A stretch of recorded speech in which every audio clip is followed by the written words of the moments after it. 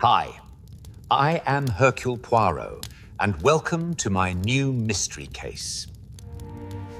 And gave the world an air of subdued melancholy. London's wealthy residents had retreated indoors, and behind one of the square's grand Georgian facades, the windows of St. Veronique House glowed with warm amber light. The mansion belonged to Lady Eugenia Rathmore, patroness of the arts, philanthropist, and hostess of the city's most enviable soirees. Tonight's event, an exclusive preview of a newly acquired stained-glass triptych, had drawn a carefully curated circle of aristocrats, academics, and aesthetes. It was said Lady Rathmore selected her guests not for their social standing, but for their capacity to admire beauty. Yet beauty alone was rarely a shield against human folly. Before the night was over, every individual in that glittering crowd would find themselves bound by something far darker than shared admiration. At precisely 8 o'clock, the unveiling was set to begin. The guests congregated in the East Gallery, their reflections flickering in the polished marble floors. At the far end of the room stood the triptych, still swathed in a velvet cloth, The Resurrection of Saint Veronique, attributed to a 16th-century master whose works had been presumed lost for centuries. The anticipation was palpable. Even among London's art elite, few had seen anything like it. As the hum of polite conversation swelled, a figure separated from the crowd and approached Lady Rathmore with visible agitation. "Eugenia, I beg your pardon," said Dr. Lionel Ashcombe, curator of medieval antiquities at the Ashford Institute. His thin spectacles glinted as he leaned toward her. "I must speak with you urgently. It concerns the triptych." Lady Rathmore, resplendent in emerald silk, looked him over with mild irritation. "Lionel, surely this is not the moment." "It cannot wait," Ashcombe insisted, lowering his voice. "There are discrepancies." Before she could reply, the overhead lights flickered once, twice. A collective murmur rippled through the gallery. The butler, stationed near the doors, stiffened as though prepared for catastrophe. But after a moment, the lamp steadied, glowing brighter than before. A few guests chuckled uneasily. London's electrical grids were finicky. Such disturbances were hardly unusual. Yet it was not the lights that troubled Lady Rathmore. Dr. Ashcombe had gone pale, unnervingly so, and his gaze drifted toward the triptych under its shroud with a mixture of alarm and dread. She followed his eyes. "Lionel," she whispered, "what exactly do you believe is wrong?" But she never heard the answer. A sudden, piercing crash echoed down the adjoining corridor, so violent, so unexpected, that the entire assembly froze. It sounded as though a pane of glass the size of a carriage window had shattered. Then came a second noise, heavier, stranger, a dull, resonant thud. Lady Rathmore's hand flew to her throat. Good heavens! What was that? Every instinct urged the guests to stay where they were, yet curiosity proved stronger. Several hurried toward the door, the butler following rigidly, while a few remained motionless, unwilling to be the first to peer into the unknown. Dr. Ashcombe hesitated, torn between fascination and fear. Then, with a tremulous breath, he joined the others. The corridor beyond the gallery was lit by a series of ornate sconces shaped like gilded lilies. At first glance all seemed in order, but as the group advanced, they saw it, shards of colored glass glittering on the floor, scattered like fractured jewels. These pieces formed a rough trail leading toward the North Conservatory, whose tall door, normally locked except for special occasions, now hung ajar. Inside, the conservatory's vast windows overlooked the garden, their panes still trembling faintly from whatever impact had disturbed them. The air smelled sharply of ozone and lavender, but it was the sight at the center of the room that drew every eye and left the onlookers speechless. A man lay sprawled across the mosaic tiles, his body twisted unnaturally, one arm flung outward as though reaching for salvation. His face, illuminated by the swaying chandelier overhead, bore an expression of frozen astonishment. Around him was a halo of broken stained glass, its crimson and cobalt fragments gleaming like bloodied petals. Lady Rathmore gasped. "It is Andrew Bellegrove." Andrew Bellegrove, the celebrated stained glass artisan, restorer, and Lady Rathmore's most prized consultant for the acquisition, a man whose reputation for precision rivaled that of the masters he studied. Dr. Ashcombe knelt beside the body, but before he could touch it, he recoiled. Bellegrove's neck lay at an angle that told a clear and terrible truth. "He is dead," Ashcombe murmured. "Instantly, I should think." The butler swallowed hard. "It appears he fell from—" He looked upward. Above them, the largest of the conservatory windows gaped open, the latch forcibly broken. The absence of one central pane explained the jagged shards on the floor. "But why was he up there?" Lady Rathmore whispered. "And how does a man fall through reinforced stained glass?" No one answered. Their thoughts filled the silence, each imagining the impossible. Unbeknownst to them, the servants had already telephoned the authorities. But fate, as it often did, arranged matters with curious precision. For at that very moment, a motor car rolled up to the gates of St. Veronique House. The driver stepped out, opening an umbrella against the relentless rain. From the back seat emerged a compact figure in a perfectly tailored coat, boots polished to a mirror sheen, and a luxuriant moustache that shone even under the sombre sky. Hercule Poirot had arrived. The motor car had scarcely come to a halt before Poirot stepped beneath his umbrella and surveyed the facade of St. Veronique House with the air of a man already forming conclusions. The butler, still shaken, met him at the entrance, bowing with an anxious stiffness that betrayed his dismay. Poirot inclined his head politely, allowing the man to lead him down the polished corridor toward the murmurs of frightened guests. As they approached the conservatory, Poirot slowed, observing the subtle disturbances around him, the faint trail of wet footprints not yet dried, the tremor in the sconce's shadows, and the uneasy hush that fell upon the corridor like a heavy velvet drape. When he stepped into the conservatory, the assembled group turned instinctively toward him. Lady Rathmore, though composed in manner, clutched her silk shawl with a tension that betrayed the turmoil beneath her practiced grace. Dr. Ashcombe hovered near Bellegrove's body, his expression contorted by grief and something eerily akin to dread. Beyond them, 3 other guests had gathered. Lord Adrian Harwood, whose aristocratic languor did little to hide his keen, appraising eyes. Miss Celeste Montclair, a French art critic renowned for her sharp tongue, and Mr. Tobias Elston, a discreet patron of antiquities who rarely attended public affairs. Poirot walked forward with measured steps, surveying the scene without kneeling. His gaze lingered first upon the shattered fragments of glass surrounding the body. The colors glimmered in the chandelier's light, ruby, gold, deep indigo, each shard a piece of artistry now rendered into chaos. Poirot's moustache twitched. "Madame," he said softly to Lady Rathmore, "you have my deepest sympathy for this most tragic interruption of your evening. May I inquire how long it has been since the accident?" "Barely 20 minutes," she replied, her voice unsteady. "None of us understands what happened. Andrew was not expected to be in the conservatory at all. We believed him in the West Wing preparing his notes for the unveiling." Poirot nodded, then turned to Dr. Ashcombe. "Monsieur, you perhaps can enlighten me as to the nature of this window. It appears to have been quite sturdy." Ashcombe swallowed. "Reinforced glass, yes, panelled to withstand weather and minor impacts. It should not have yielded so easily." Poirot's eyes narrowed. "Then we must consider the possibility that what occurred was not an accident." His words fell quietly, yet their effect rippled through the room.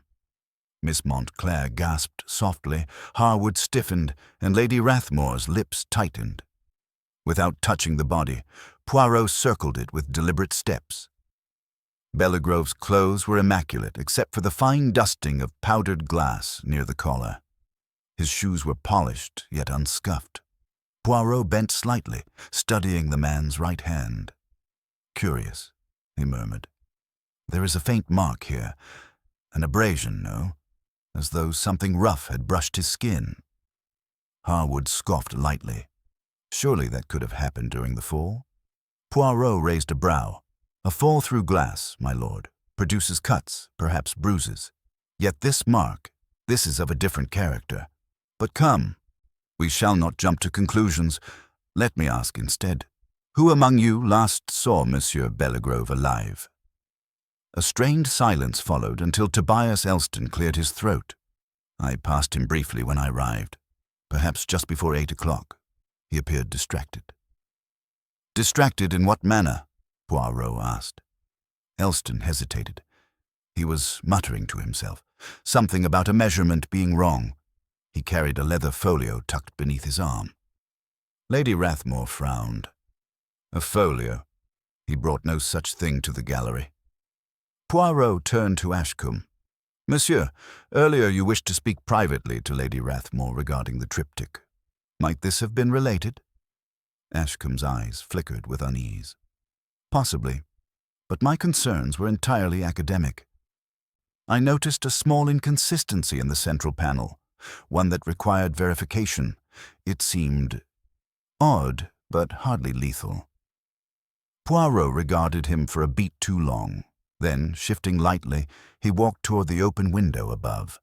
The frame's metal latch hung bent, its screws strained outward. He studied it with interest. "This damage? It is fresh, and one sees no splintering around the wooden frame, meaning, perhaps, that the latch was forced deliberately, not by accident." Harwood stepped closer. "Forced from inside or outside?" Poirot gave a slight shrug. "That, my lord, remains to be determined. But the question itself tells us something important. Someone knew exactly where to place pressure." Miss Montclair's voice trembled. "Monsieur Poirot? Are you implying that poor Andrew was pushed?" Poirot did not answer directly. Instead, he looked once more at the fallen artisan.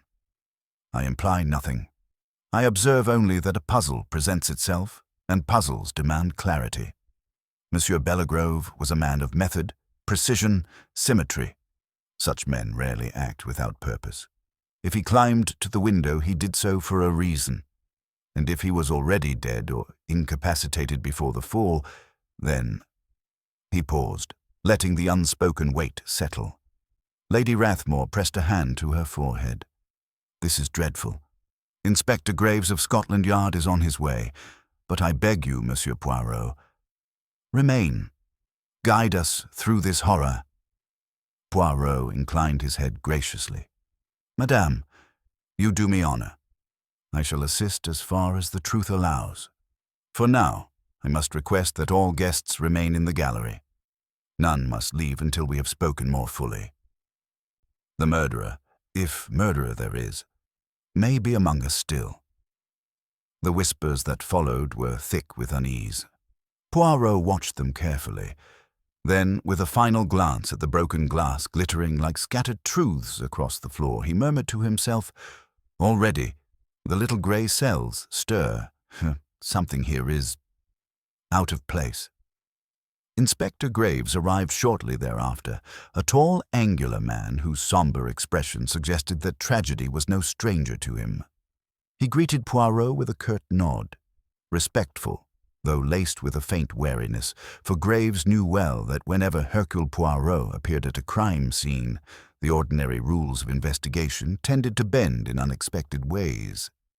Nevertheless, he allowed Poirot to brief him succinctly, and after inspecting the conservatory with brisk efficiency, he ordered the body to remain untouched until the forensic team arrived. Poirot offered no objection. The arrangement suited him well. What he sought could not be found in the bruises or fractures of a corpse, but in the tremors of human nature. Graves motioned for the guests to be gathered once more in the East Gallery. As they filed in, Poirot observed them with increasing scrutiny. Fear had settled into the corners of their faces like fine dust. Lady Rathmore attempted to maintain her composure, but the tightness around her mouth betrayed strain. Ashcombe wrung his hands repeatedly, a gesture he tried and failed to suppress. Harwood paced near the triptych's shrouded form, exuding an impatience that verged on irritation. Miss Montclair clung to the back of a velvet chair, her knuckles whitening, while Elston stood with a studious stillness that suggested he was assessing everyone else as carefully as Poirot assessed him. When the room quieted, Graves cleared his throat. "Until we determine the circumstances of Mr. Belligrove's death, you will all remain here. Inspector Evans is stationed at the main entrance. No one goes in or out." Harwood bristled. "Inspector, are we to be treated as criminals?" Graves did not flinch. "You are to be treated as individuals present at the scene of a suspicious death. That is sufficient." Poirot stepped forward, his tone gentle yet firm. "Messieurs, mesdames, let us not quarrel. Tension clouds judgment. We require clarity." His gaze swept the group. "I would ask each of you to recount your movements during the half-hour preceding the tragic event. Precise recollection is essential."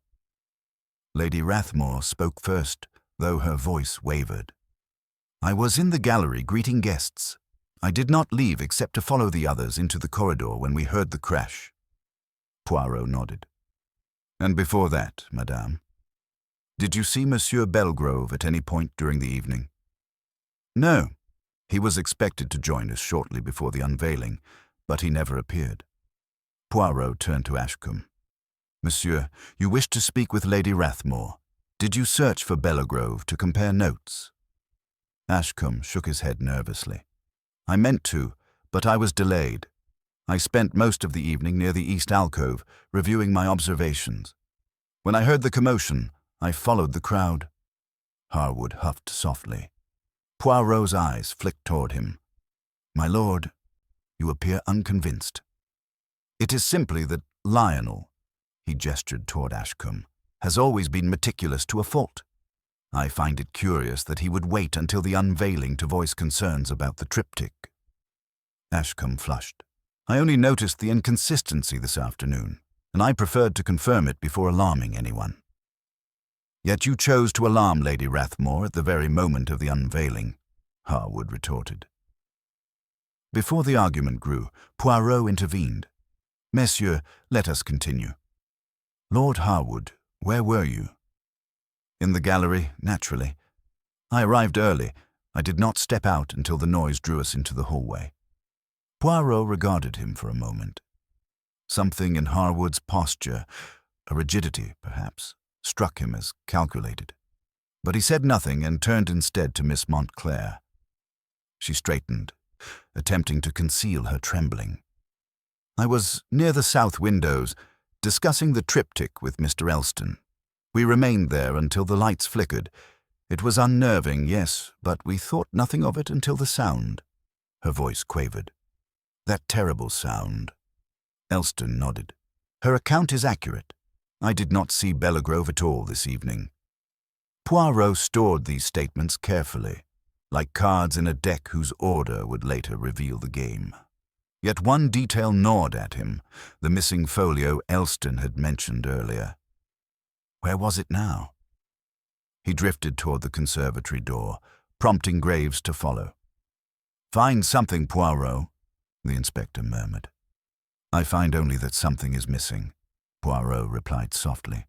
The window, broken from an unusual angle, the latch forced with precision. The abrasion on the hand of the deceased, the folio, not present, and the expression on his face. He paused. Monsieur Belgrove was surprised, deeply surprised. It is written there, on the rigidity of the muscles. Graves frowned. Then he saw someone before he fell. Poirot's mustache lifted slightly. Or someone saw him. Before Graves could reply, a sudden cry pierced the gallery. Lady Rathmore stood rigid, one hand pressed against the velvet-draped triptych. "The cloth," she whispered. "It is wrong." Poirot approached swiftly, The drapery, once perfectly centered, now hung slightly askew as though disturbed by a careless or hurried hand. "No one has touched this," Lady Rathmore insisted. "I'm certain." Poirot traced the edge of the cloth with a gloved finger. "Then someone approached it without your knowledge. And perhaps they feared being seen." Graves stiffened. "Poirot, are you suggesting the murderer returned here?" "I suggest nothing," Poirot murmured. "But I observe that a puzzle piece has shifted. The triptych itself may hold the next truth we seek." As murmurs filled the gallery, Poirot felt it, the subtle tightening of threads, the faint but undeniable pull of hidden intention. Someone in this room had lied. Someone had moved with purpose while the others were unaware. And somewhere between the shattering of the stained glass and the quiet disturbance of the draped triptych lay the first unmistakable trace of motive. Poirot did not immediately lift the drapery from the triptych. Instead, he stepped back, observing the cloth as though it were a living thing that might shift again of its own accord. The guests watched him with a mixture of apprehension and impatience, but he seemed in no hurry to satisfy their curiosity. Inspector Graves, arms folded, exhaled sharply. "Poirot, if someone tampered with the cloth, we cannot delay." Poirot tapped a finger lightly against his lips. "Patience, mon ami. First, we must consider why one would touch the unveiling cloth at all. It conceals the painting, yes, but the painting itself is not harmed. So then, the purpose was not to damage, but to hide or retrieve something." Lady Rathmore paled. "Hide something? Within the cloth?" Poirot offered a small tilt of the head. "Or behind it." With that, he reached forward and lifted the velvet aside with delicate precision, ensuring no unnecessary creases touched the fabric. The triptych emerged slowly, its luminous colors catching the chandelier's glow. Gasps fluttered through the gallery. The central panel depicted Saint Veronique kneeling before a radiant figure, her veil held delicately between her fingers. The artistry was exquisite. Each fold of cloth, each glint of gold leaf halo, executed with breathtaking finesse. Yet Poirot's eyes did not linger on the saint. He looked instead to the narrow wooden frame that bordered the panel, a sliver, barely perceptible, yet visible to one who looked with meticulous care. He leaned closer. "There," he murmured, beckoning Graves. "A disturbance in the dust. Someone touched this frame recently." Graves crouched, squinting. "Could have been Bellegrove himself while preparing the display." Poirot shook his head. "No, the fingerprint marks are smudged. They suggest haste, not deliberate handling. And note also this slight indentation at the base of the frame. Something thin was inserted, perhaps a blade or instrument, not to damage, but to pry." Lady Rathmore pressed a hand to her mouth. "Pry? But what would that accomplish?" "That, madame, is what we must learn." Poirot stepped back. But this disturbance, combined with the missing folio Monsieur Elston mentioned, combined again with the forced window latch, these things together begin to form a pattern. Ashcombe blurted, "You think Andrew discovered something? Something dangerous?" Poirot regarded him steadily. "I think Monsieur Bellegrove made an observation relating to this very triptych, an observation someone else wished to suppress." Ashcombe's expression tightened with unmistakable dread. Poirot took note. Before he could continue, a constable entered the gallery and approached Graves. "Inspector, the search of the conservatory perimeter is complete. No signs of forced entry from the outside." Graves nodded grimly. "So our perpetrator is inside." A ripple of unease passed through the guests. Poirot folded his hands. "Let us continue building our little tower of truth. If the murderer sought to hide what Monsieur Bellegrove discovered, then perhaps they removed the item he found." He turned toward Ashcombe. "Monsieur, earlier you spoke of discrepancies in the panel. Describe them." Ashcombe's throat bobbed with difficulty. It is difficult to explain without technical language, but in the central panel, the shading beneath the saint's veil seemed inconsistent with 16th century layering. It reminded me more of a later restoration, one that might conceal an underlying image. Poirot's eyes gleamed. An underpainting, something hidden beneath the visible work. Miss Montclair clutched her chest. But that would be extraordinary.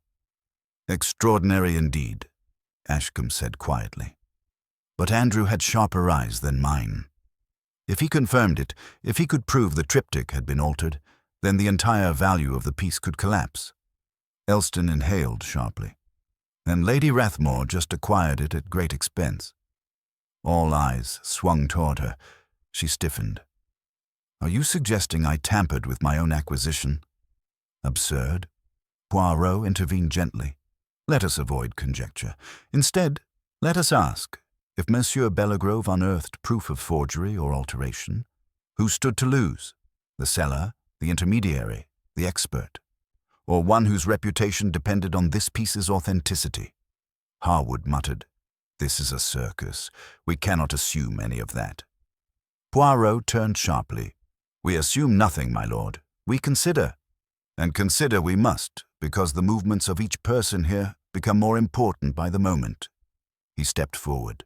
For example, this adjustment to the drape. Who here approached the triptych after the crash? No one spoke. Poirot's gaze sharpened. Then someone lies.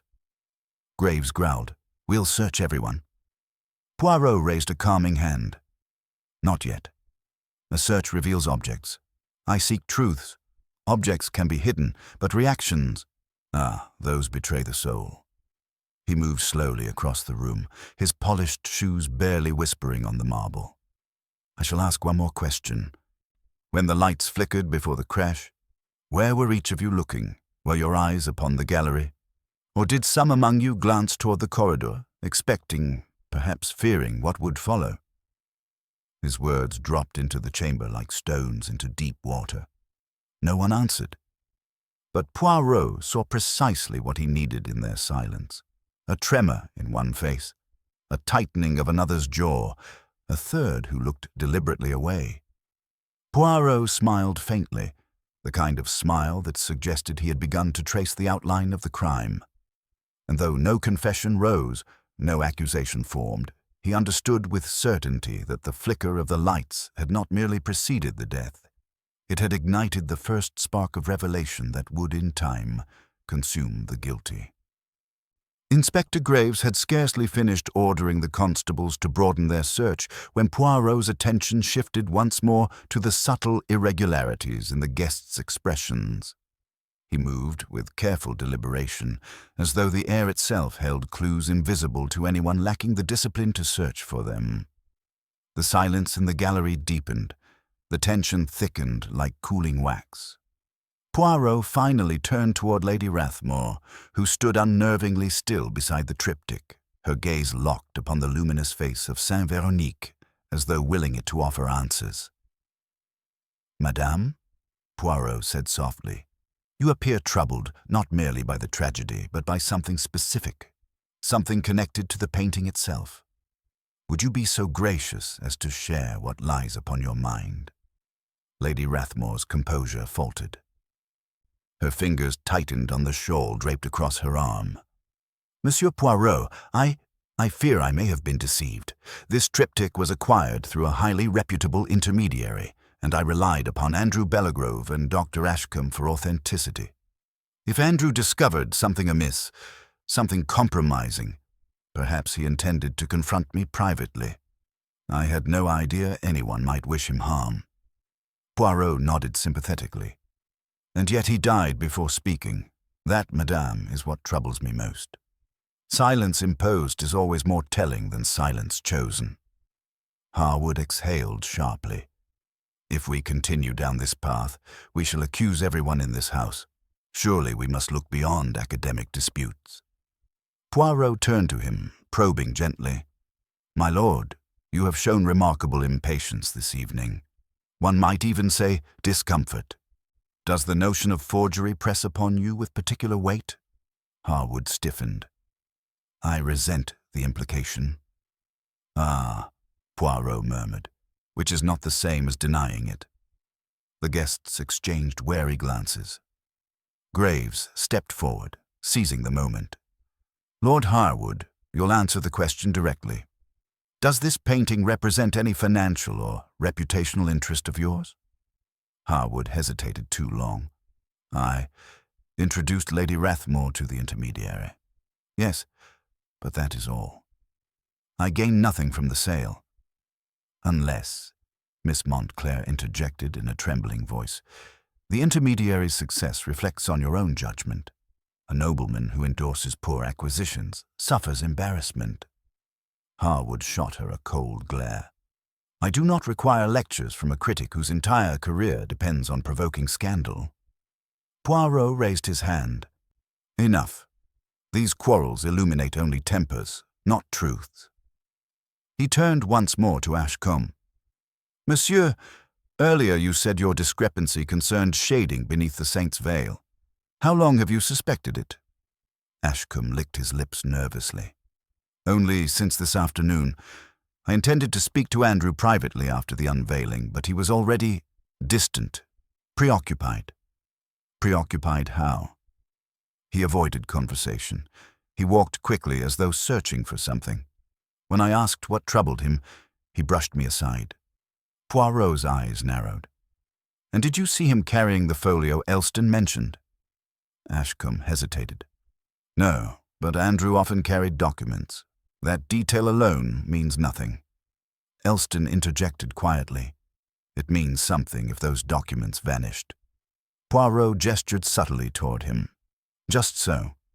And here we approach another vital question. If Andrew discovered an underpainting or proof of alteration, where would he record his findings? In the folio, yes? And if the murderer feared exposure, they would seek that folio at once. Graves nodded. We've searched the conservatory. No sign of it. Poirot turned slowly, his gaze sweeping the gallery. Then we must consider where else a nervous hand might hide an incriminating object. A pocket, a handbag, a nook behind the drapery, or... He drifted toward the triptych again, running a finger along the lower frame where the faint indentation lingered. Or perhaps inside the frame itself. Lady Rathmore gasped. Inside? Poirot smiled faintly. A wooden frame can conceal many secrets if one knows where to look.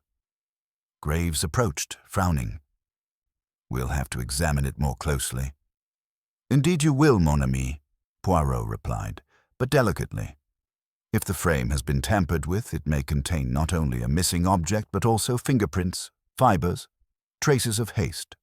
We must not disturb them prematurely. Graves signaled a constable to guard the area. Poirot's attention drifted again to the guests. Something had shifted among them, a subtle change in their alignment, as though each now feared not merely suspicion, but discovery. Poirot observed the tremor in Miss Montclair's hands, the rigid stillness of Elston, the forced neutrality in Ashcombe's gaze, and the flickering agitation across Harwood's face. Then, almost imperceptibly, Poirot smiled. We shall proceed, but first, I wish to ask one additional question. When the lights flickered earlier, did any of you notice the corridor door move? Even slightly. Elston frowned. No. Should we have? Poirot's voice lowered. The flicker provided cover, a distraction. In moments of darkness, even brief ones, the guilty act swiftly. A door half closed may open, a drape may shift, a window latch may be forced. Those who planned this relied upon such brief confusion. Ashcombe whispered, Are you suggesting the lights were tampered with intentionally? Poirot met his gaze. Perhaps. Or perhaps the murderer simply seized an opportunity fate provided. Either way, the timing is too perfect to ignore. Graves rubbed his chin thoughtfully. We'll have the electrical panel inspected. Poirot nodded. Do so. It may tell us much. He paused, studying the room once more. And now, mes amis, I ask you to remain calm. The truth approaches us, step by step, like a figure emerging through stained glass. Its colors sharpen, its outline strengthens, and soon, very soon, the image will be complete. A shiver passed through the gallery. Poirot felt it too, the unmistakable tension that arises when a hidden thread begins to unravel, tugging inexorably toward revelation. Inspector Graves had scarcely finished giving instructions to secure the gallery when a constable re-entered with a nervous expression and whispered something into his ear. Graves stiffened, then shot a quick glance at Poirot. Whatever the young officer reported carried enough weight to deepen the inspector's already grave demeanor. Poirot approached silently, his curiosity sharpened. "What is it, mon ami?" Poirot asked. Graves lowered his voice. "The electrical panel shows signs of recent tampering. Not enough to cause a full outage, but someone manipulated the breaker to create that flicker." Poirot's eyebrows rose with quiet satisfaction. "Ah, a flicker arranged, not accidental. This confirms the murderer prepared the stage carefully." He turned toward the guests, who now watched him with a mixture of dread and fascination. "Mesdames et messieurs, I regret to inform you that we face a cunning adversary, one who plans with precision." Lady Rathmore clasped her hands tightly. "But why? What purpose did the flicker serve?" Poirot moved closer to the triptych, his voice soft but commanding. "A momentary distraction allows the guilty to move unseen. A door can be opened, a frame adjusted, a folio stolen, and afterwards, when the lights return, all appears normal, except for the consequences." Miss Montclair trembled. "You mean someone used the darkness to approach the painting?" "Or to leave the gallery unnoticed," Poirot said. "Or to ensure Monsieur Belgrove's discovery never reached the light of day." Ashcombe's voice cracked. "We still don't know what Andrew found. If there truly is an underpainting—" Poirot raised a hand to gently silence him. "Monsieur, we shall reveal the truth in time. But first, let us consider the behavior of our guests. Fear distorts the face, yes, but guilt causes a peculiar rigidity. One becomes too still, too cautious." His eyes drifted to Harwood, who straightened under the scrutiny. "My lord, earlier you appeared most eager to dismiss the idea of forgery. Yet you were the one who recommended the intermediary." Harwood bristled. "And what of it? I merely introduced Lady Rathmore to a dealer I have known for years. If the artwork is compromised, I am as much a victim as she." Poirot nodded slowly. "Perhaps. Yet I cannot help observing that you show more irritation than sorrow for the dead artisan, a man you claim to respect." Harwood's eyes flashed. "I respect truth, Poirot. I do not indulge speculation." "On the contrary," Poirot murmured, "you avoid it too strongly." He turned away before Harwood could respond, his gaze now resting on Elston, who stood with his hands clasped behind his back. "Monsieur Elston, you are quiet. Too quiet. You observed Andrew earlier tonight, did you not?" Elston inclined his head. "Yes, I merely saw him in passing." "And you mentioned he carried a folio?" "I did." Poirot stepped closer, watching Elston's reactions with surgical precision. "Tell me, monsieur, when Andrew passed you, did he appear relieved, troubled, determined?" Elston hesitated, then breathed slowly. "If I must choose a word, determined, as though he were preparing to confront someone." Poirot nodded. "And that confrontation, mes amis, may have been the cause of his death." A heavy silence settled over the room. At that moment, a constable rushed in again. "Inspector, we searched the west corridor, found something." Graves turned sharply. "What did you find?" The constable produced a small object wrapped in cloth. He unfolded it carefully, revealing a slim metallic tool, its narrow tip bent, bearing traces of wood fibers. Poirot's eyes gleamed. A palette knife, or rather, a restorer's knife, used for lifting delicate surfaces.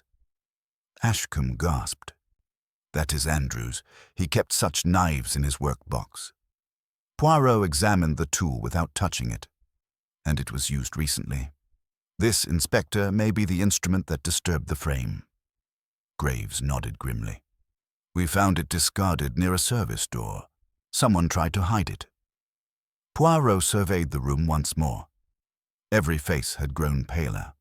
Now, Poirot said softly, let us reconstruct the events. Monsieur Bellegrove examines the triptych. He finds something unusual beneath the visible paint, a detail that threatens someone's interests.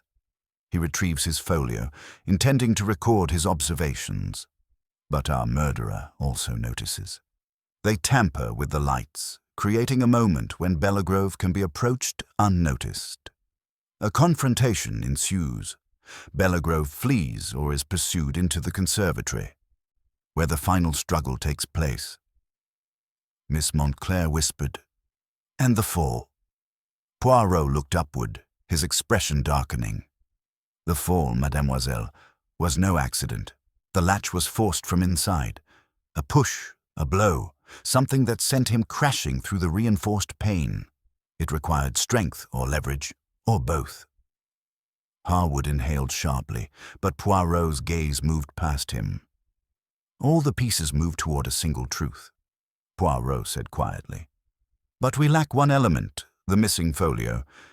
Within it lies the clue our murderer feared most. Graves motioned to a constable. Continue searching. Every room, every corridor. Poirot raised a finger. No, Inspector. We will ask our suspects one more question, one that may reveal more than any search. He returned to the center of the gallery, his voice lowering. When a guilty person hides something, they sometimes keep it close. It becomes a burden they dare not release. His gaze sharpened. So I ask each of you, what do you carry on your person at this moment that you did not carry before the crash? No one spoke. Not yet. But Poirot felt the tension shift again, that subtle tightening that told him the truth was near, close enough to touch if one were willing to reach into the shadows. A stillness settled over the gallery, so complete that even the faint hum of the chandelier seemed to pause in anticipation. Poirot's question lingered in the air like a tightening noose, drawing every eye toward him and forcing each guest to confront the unsettling possibility that the smallest item in their possession might betray them. No one spoke. No one moved. Poirot waited, not impatiently, but with the serene assurance of a man who understood that silence itself was a confession of sorts. Inspector Graves stepped beside him, scanning the room with sharp, appraising eyes. You heard, Monsieur Poirot, he said. If anyone has taken something, intentionally or otherwise, now is the time to reveal it. Harwood scoffed, though the sound lacked its earlier bravado. What do you expect, that one of us will suddenly empty our pockets like a guilty schoolboy? Poirot offered him a gentle smile. Perhaps not, my lord. But it is in observing how one refuses that much can be learned. Harwood bristled, but before he could retort, Miss Montclair shifted nervously, drawing a dozen glances. Her hand drifted toward her handbag, then quickly withdrew. Poirot's eyes narrowed, not accusingly, but with the mild curiosity of a man noting a pattern. Mademoiselle, he said softly, is there something you wish to share? Her breath caught. I have nothing of Andrew's. I swear it. But when you asked the question, I realized my bag feels heavier than before. She clutched it as though it might leap from her grasp. Graves extended a hand. Show us. Miss Montclair hesitated, trembling. Please understand. I did not place anything inside. If something is there, someone must have... Poirot raised a calming hand. Let us look first. Explanations can follow. With visible reluctance, she opened the handbag and peered inside. Her eyes widened in shock. Mon Dieu! She reached in and drew out a folded pair of gloves, fine leather, stained faintly with dust. Not hers. Ashcombe inhaled sharply. Those are Andrew's work gloves. Miss Montclair stared in horror. "I did not put them there. I swear on my reputation, I have never touched them." Harwood muttered, "How convenient." Graves silenced him and motioned for the constable to take the gloves. Poirot leaned closer to Miss Montclair, studying her expression. There was fear, yes, but layered beneath it was something subtler. Shame, confusion, or the bewilderment of one who recognized she had become a pawn in another's strategy. Poirot straightened. "Mademoiselle speaks truth." The room erupted with murmurs. Harwood snapped, "How can you be certain?" Poirot's mustache twitched with delicate amusement. "Because guilt stiffens the posture, my lord. It creates a stillness, a rigidity, but Mademoiselle here trembles. Not with the fear of the guilty, but with the shock of the innocent who realizes she has been framed." Miss Montclair covered her face, trembling harder. Poirot's tone softened. "Courage, mademoiselle. You are victim, not culprit." Ashcombe whispered, "Someone planted the gloves to implicate her." Poirot nodded. "Precisely. And such an act requires foresight. Someone knew the search was coming, someone who anticipated my question." His gaze drifted deliberately to Harwood, whose face flushed with irritation. "This is absurd," Harwood snapped. "You cannot imply I placed those in her bag." "I imply nothing," Poirot replied. "I only observe that of all present, you alone protested before the question was even answered. A curious reflex." Graves stepped forward. "My lord, we'll be searching your pockets now." Harwood recoiled. "You will do no such thing." Poirot tilted his head. "Refusal is not in your favor." With a sound of deep frustration, Harwood emptied his pockets. They contained nothing unusual. Keys, a handkerchief, a gold lighter, but the act itself left him visibly rattled. Poirot watched him keenly, storing every detail. Before Graves could speak again, the same constable who had brought the palette knife returned, breathless. "Inspector, we found something else, in the small sitting room off the west corridor." Poirot's eyes gleamed. "Ah, the house yields another whisper." The constable held out a crumpled scrap of paper, edges torn as though ripped hastily from a notebook. Graves unfolded it carefully. A faint sketch covered the surface, a rough outline of a figure holding a veil, with markings that indicated shading discrepancies. Beneath it, written in hurried script, were the words, "Not original." Beneath her, the sentence cut off abruptly. Ashcombe staggered backward. "That is Andrew's handwriting?" Poirot leaned in, and his final observation before death. Lady Rathmore trembled. "But this proves it. The triptych is altered, perhaps forged entirely." Poirot studied the incomplete note. "It proves only that Andrew believed something was beneath the visible paint. We have yet to know what." Elston spoke for the first time in several minutes, his voice icy. "And someone killed him to keep it hidden." Poirot glanced at him thoughtfully. The man's composure remained unsettlingly perfect. "We move closer," Poirot said quietly. "Our murderer grows desperate, hiding gloves, discarding notes, planting objects. Such inconsistency betrays haste, and haste betrays fear." Graves folded the note. "We'll continue the search." Poirot nodded, though his gaze lingered on his suspects. He sensed the pattern tightening, pulling threads toward a single knot. The gloves planted, the note torn, the lights flickered. These formed not chaos, but intention. Someone here was unraveling. Someone had begun to make mistakes, and Poirot, watching with patient certainty, knew the moment of revelation was drawing steadily nearer.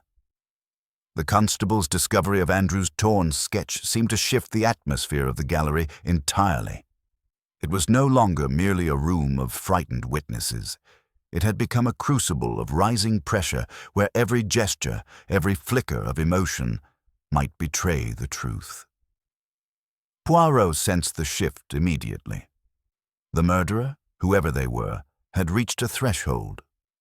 Each new revelation pushed them closer to exposing themselves, forcing their actions into increasingly reckless terrain. Poirot, however, remained perfectly calm, his hands clasped lightly before him as though he were contemplating a fine tapestry rather than a violent death. His gaze drifted once more across the group. Montclair trembling, Ashcombe pale, Harwood restless, Elston unreadable, Lady Rathmore gravely composed. Their reactions formed a mosaic of human psychology, each piece contributing to the picture that slowly sharpened in his mind. "Inspector Graves," Poirot murmured. "It becomes increasingly clear that Monsieur Bellegrove uncovered something of great significance, something that threatened someone here enough to produce panic." He tapped the torn note gently. "This scrap suggests he made progress, yes, but it does not tell us the entirety." Graves nodded. "We'll search for the rest of the notebook. If there is more, we'll find it." Poirot sighed softly. "I fear, mon ami, that our murderer has already ensured no full notebook remains intact. If they tore this page, they likely destroyed the rest." A collective tremor rippled through the room. Ashcombe stepped forward, voice tight. "You speak as though this is certain." Poirot regarded him evenly. "I speak as though the murderer wishes to erase Andrew's discovery from existence. Is that not obvious? They remove the folio, plant gloves, discard tools, tamper with frames, all acts of destruction or concealment." Harwood snapped. "Enough of this. You suspect everyone in this room, yet you provide no proof." Poirot turned to him gently. "Proof, my lord, is the end of the journey. We are still mid-walk." His eyes narrowed. "But your eagerness to reach the end is most curious." Harwood stiffened again, but before he could respond, Lady Rathmore stepped between them. "Please," she said in a strained whisper, "this tension serves no one. The truth must be found, but tearing at one another will not hasten it." Poirot inclined his head to her. "Wise words, madame." Then more softly, "And perhaps you too hold a piece of this puzzle." Lady Rathmore's lips parted in surprise.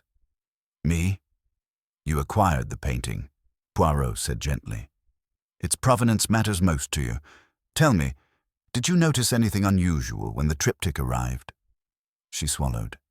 "It was delivered 3 weeks ago, crated carefully. The intermediary assured me the condition was excellent." "Did Andrew inspect it immediately?" "Yes, with great enthusiasm." "And afterward?" Lady Rathmore hesitated, then spoke more quietly. "He seemed unsettled. He did not say why." Poirot nodded thoughtfully. Another thread. At that moment, the constable returned yet again, this time with urgency so palpable that even Graves straightened abruptly. "Inspector, we found marks on the service door near where the palette knife was discovered, scratches on the lower panel, as if something metal scraped it." Poirot's eyes sparkled. "Ah, marks from the knife, no doubt," Graves asked. "Meaning the killer hid there?" "Meaning," Poirot replied, "that someone crouched or knelt to push the knife beneath the panel gap, perhaps hoping it would not be found. A hasty act? A careless one?" Miss Montclair looked faint. So the murderer panicked. Poirot nodded. "Just so. Panic is fatal. To the murderer, that is. Already they lose precision." Elston finally spoke, his tone perfectly controlled. "Poirot, you imply the murderer is cracking under pressure. But no one here has attempted to flee. That suggests confidence rather than fear." "Confidence," Poirot murmured, "can be an illusion. Sometimes it is merely a mask worn too tightly." Elston's eyes remained unreadable. Poirot stepped away from the group, moving slowly toward the triptych once more. He studied the luminous surface thoughtfully, his fingers hovering an inch from the wooden frame. "This painting holds the key," he murmured. "Andrew saw something beneath it, something someone feared. But what could lie beneath a revered saint's veil that would provoke murder?" Ashcombe whispered. "A hidden figure, a different composition." Poirot nodded. Perhaps.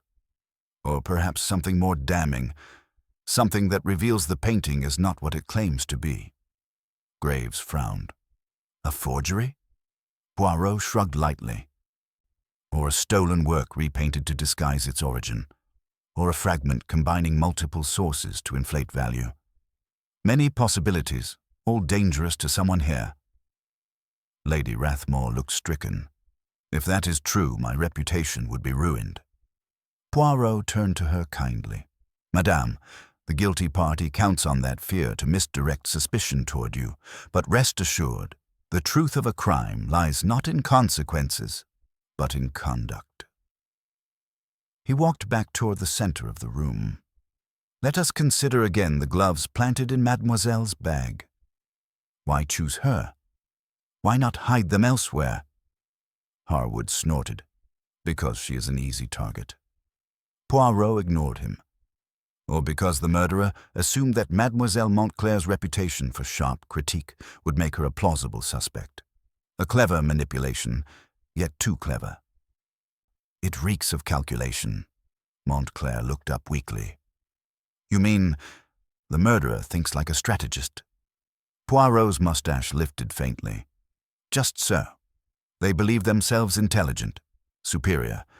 But intelligence without order, without method, leads inevitably to mistakes.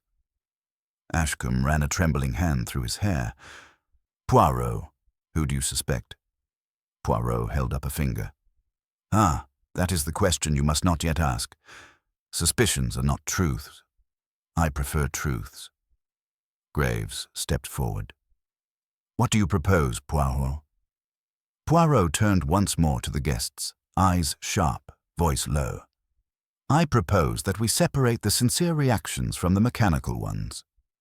Guilt reveals itself when confronted with contradiction.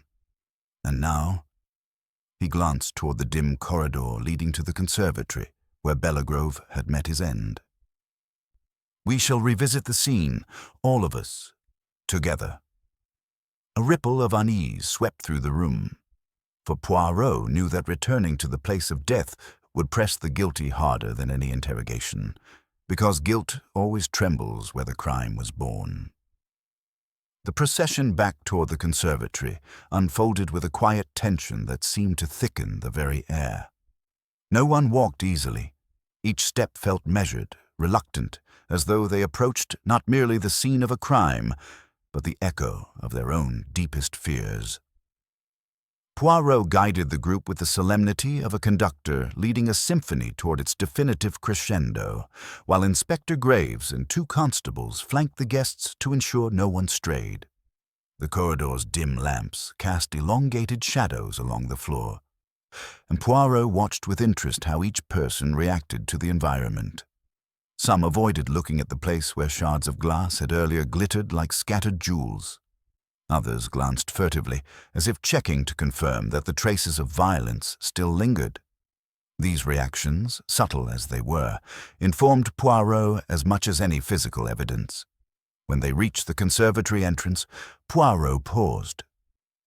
Observe, mes amis, he said quietly, how silence returns to the scene of a crime like a loyal dog. It knows well the secrets hidden here. His eyes sharpened. But secrets betray their master eventually. The constables opened the door, allowing the group to enter. The conservatory, though no longer chaotic, maintained an unsettling serenity. The broken pane had been temporarily covered, but the faint scent of lavender and cold night air lingered in the room. Belgrove's body had been removed, yet the irregular pattern of the shattered glass remained visible beneath a protective cordon. Lady Rathmore shuddered when she saw it. I cannot believe such violence occurred in my home, she whispered. Poirot approached the cordon, studying the shards with renewed intensity as though seeing them for the first time. Violence, madame, is not always the mark of passion. Sometimes it is the clumsy footprint of desperation. Harwood folded his arms. And what exactly do you hope to learn from a group walk to the conservatory? Poirot's mustache twitched. Human beings react differently when faced once more with the location of their misdeed. Some recoil, some harden, some grow pale, and some attempt to hide too much. At this, Harwood scoffed under his breath, earning a stern look from Inspector Graves. Poirot moved first to the window. He examined the latch once more, bending closer until his eyes nearly aligned with the bent metal. The force applied here, he said softly, was downward and inward. That tells us the killer stood inside, not outside. Ashcombe shifted nervously. We already assumed that. Assumptions are dangerous, monsieur, Poirot replied. Confirmation is the proper companion of truth.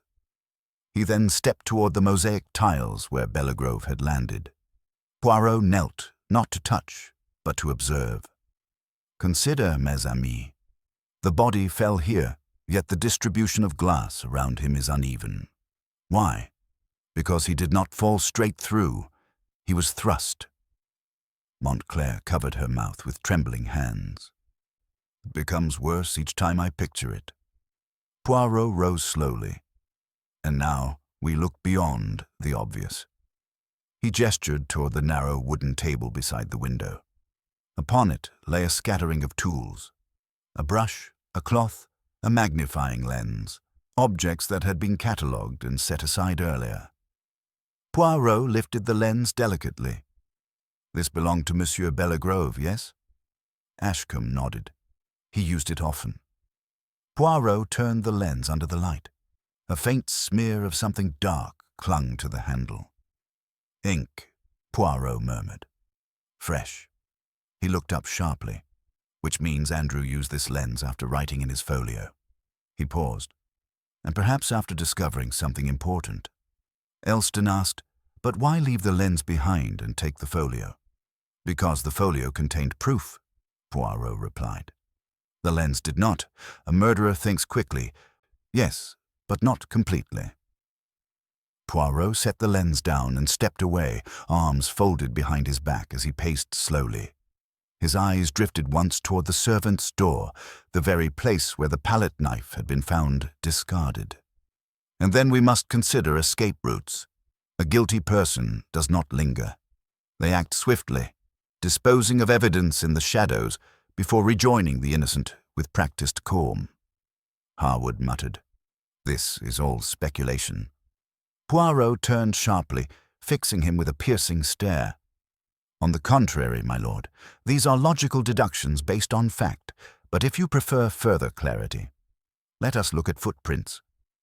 He gestured toward the tiles where faint smudges marked the floor, preserved by earlier instruction not to clean them. "See here, 2 sets of prints approach the window, one heavier, one lighter. The lighter prints retreat, the heavier do not." Montclair gasped softly. Ashcombe swayed where he stood. Elston's expression finally flickered. Poirot nodded. "Exactly. 2 people came to this window. One left, the other fell." Graves stepped forward, jaw tight. "So we have proof the killer was here with him." Poirot's smile was thin. "Of course, mon ami, but we knew that already. What interests me is the spacing of the prints." He pointed to the staggered pattern. "The heavier prints are angled outward slightly, a stance used for leverage. The lighter prints stand closer, uncertain." Poirot's eyes glided to Ashcombe. "This pattern reminds me of someone who hesitates, who lacks force." Ashcombe startled. "Are you accusing me?" Poirot shook his head. "No, monsieur, only observing that the prints do not match your shoes.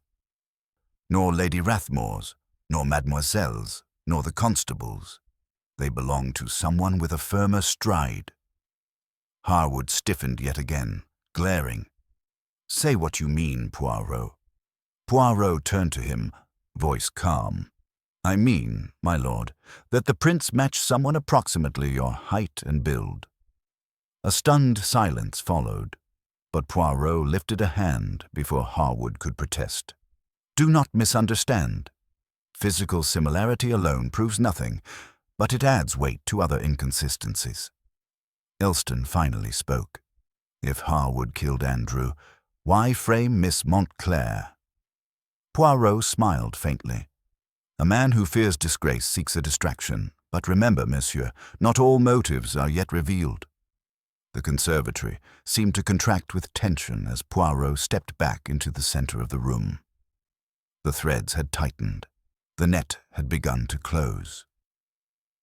Poirot looked at them each in turn, his eyes sharp as cut crystal. We stand now at the edge of the truth. Only one step remains before everything concealed becomes visible.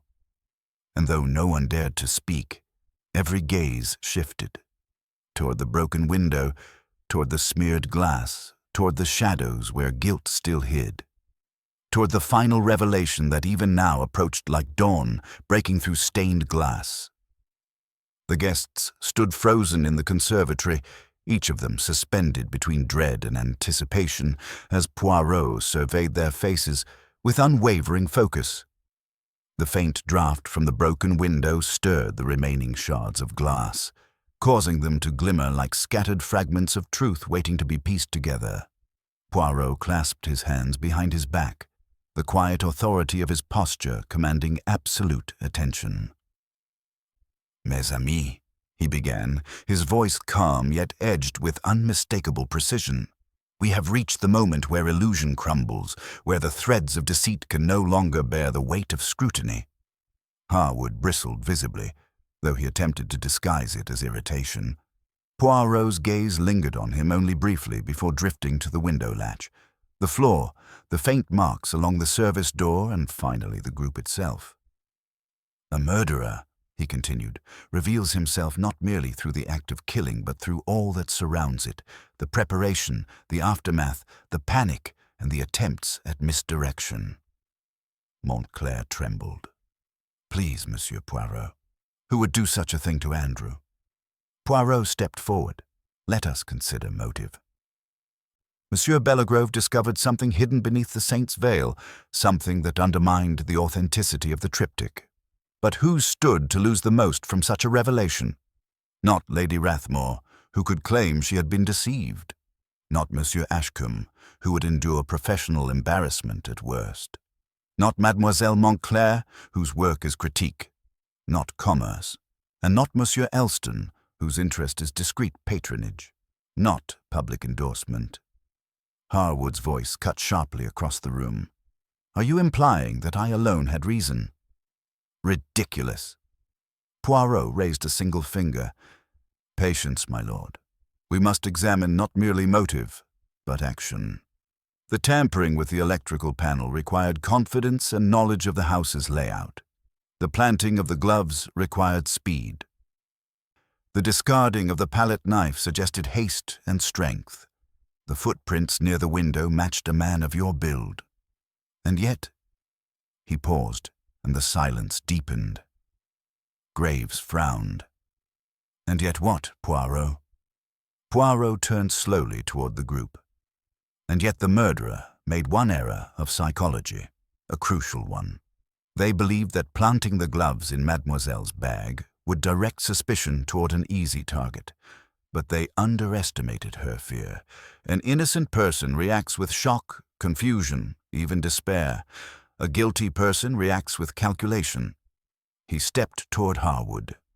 Harwood stiffened again, jaw clenched, bracing himself for accusation. Poirot turned sharply away. Harwood exhaled, too quickly. Poirot's voice sliced through the air. "No, my lord, it was not you." The shock rippled through the room. So Harwood stared at Poirot, unable to speak. Poirot's gaze shifted toward Elston, who alone remained perfectly still, perfectly unshaken. "Monsieur Elston," he said softly, "your composure has been admirable, too admirable. Throughout this evening you have reacted not with fear, nor confusion, nor even self-preservation, but with observation, detached, controlled, a man who calculates every breath." Elston's expression remained neutral. "Poirot, this is nonsense." Poirot approached him. "Is it? You were the last to mention seeing Andrew alive. You alone commented on his determination. You alone noted the missing folio, the very detail the murderer wanted removed. You suggested an explanation for the killer's panic before anyone else understood its relevance. and when the note fragment appeared, you were the first to state decisively that someone killed Andrew to keep the truth hidden, an unnecessary statement unless you already knew. Elston's eyes narrowed. This is conjecture. Poirot shook his head softly. No, monsieur. It is deduction. You feared what Andrew discovered because you were not merely a patron. You were the intermediary. The seller hid behind a network of discreet transactions, but the money trail would lead back to you. A forged or altered triptych, once exposed, would destroy your reputation entirely. So you followed Andrew. You confronted him. When he attempted to flee, you forced him against the window. The reinforced glass resisted. So you broke the latch and pushed. You then tampered with the lights and returned to the gallery with an air of composed innocence. Elston's mask cracked, but only for a heartbeat. Poirot gestured to Graves. Inspector, you will find traces of ink consistent with Andrew's folio on Monsieur Elston's left cuff. He brushed the evidence while tearing the page. And the missing folio, it will be located in the garden outside this very window where he tossed it after the fatal struggle. Graves signaled a constable and stepped forward. Tobias Elston, you are under arrest for the murder of Andrew Belgrove. Elston inhaled slowly, his carefully built composure splintering under undeniable truth. He would have ruined everything, he whispered. Everything I built. Poirot bowed his head. He sought only the truth. And truth, monsieur, is not the enemy of honor. As Elston was escorted out, the room exhaled collectively. Poirot turned to the others with a gentle, weary softness. Justice, mes amis, demands clarity. Tonight, clarity was buried beneath glass, fear and deception. But the little grey cells, they will always reveal what is hidden. Lady Rathmore murmured tearfully, Monsieur Poirot, we are deeply in your debt. Poirot smiled faintly. It is nothing, madame. Merely order restored. And with that, he stepped away from the broken window, letting the silvery dawn glow through the stained glass as justice emerged, clear at last. The house gradually returned to a state of subdued calm once Tobias Elston had been taken away, though the shadows still seemed to linger longer in the conservatory, as if reluctant to leave the site of violence. The guests, fatigued, shaken, yet unmistakably relieved, assembled once more in the East Gallery, not from obligation, but from an instinctive need to gather after such a storm of revelations. Lady Rathmore had sunk into a high-backed chair, her posture weary but dignified. Harwood lingered at a distance, chastened into a silence that finally suited him. Ashcombe stood pale and contemplative, while Miss Montclair, though still trembling, now held a steadiness in her gaze born from vindication. Poirot, ever the portrait of composed satisfaction, surveyed them with a gentle, almost paternal air. You have endured a difficult night, he said softly. Yet take comfort. The danger has passed. Monsieur Elston acted alone in his deception, though he relied upon your uncertainty to conceal it. Lady Rathmore closed her eyes briefly. I trusted him. He arranged the acquisition. How could he deceive so many? Poirot approached her with sympathetic gravity. Madame, deceit thrives in the shadow of admiration. Monsieur Elston moved through society with an air of refinement and discretion. Such men often find it easier to conceal dishonor. But greed, that is the true painter of crime. When he realized the triptych's underpainting would expose both the forgery and his involvement in illicit restorations, he panicked. The flicker of the lights was his desperate attempt to cover a confrontation already spiraling out of control. Ashcombe spoke timidly. He must have known Andrew was too perceptive to mislead. Precisely, Poirot replied. Monsieur Belgrove was a man of great integrity and great skill. He saw what others missed, and for that, he paid a terrible price. Miss Montclair lowered her head. He deserved better. Poirot nodded gently. He did, mademoiselle. And now, through our pursuit of truth, he has been granted justice. Inspector Graves joined them, pocketing his notebook. We've retrieved the folio from the garden. The page torn earlier matches the imprint. It's clear Elston tried to destroy the evidence, but didn't manage to burn or bury it before rejoining the guests. Poirot smiled faintly. As I said, the criminal with intelligence but without order will always leave the smallest thread exposed. And when he does, one only needs to pull gently. Graves exhaled, half admiring, half exasperated. Well, Poirot, another case solved by your little grey cells. Poirot straightened his tie. It is pleasing, is it not? The symmetry of truth restored.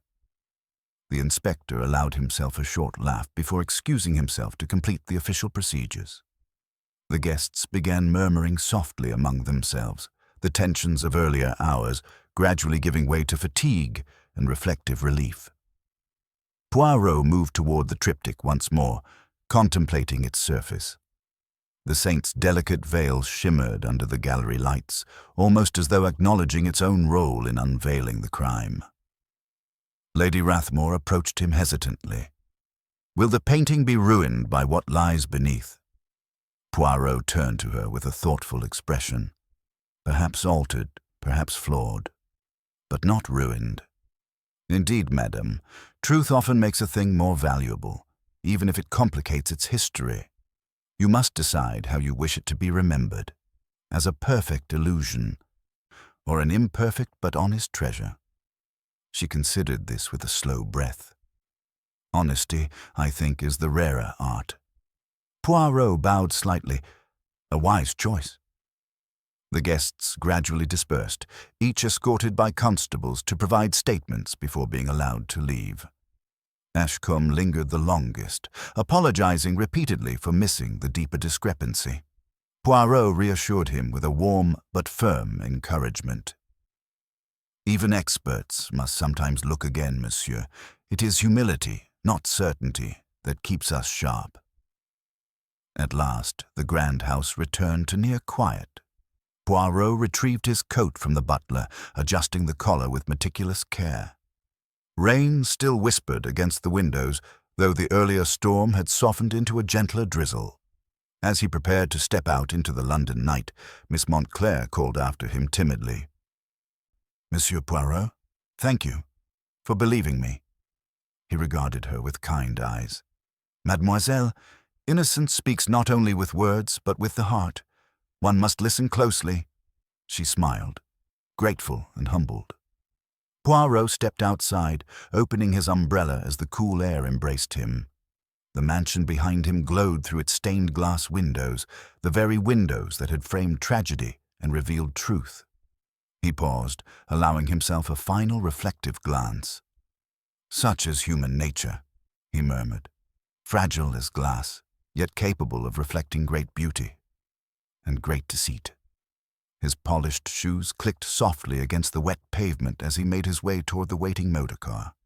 Order had been restored, justice had been served, and the mystery, like all mysteries entrusted to Hercule Poirot, had been unraveled with precision and the quiet triumph of reason.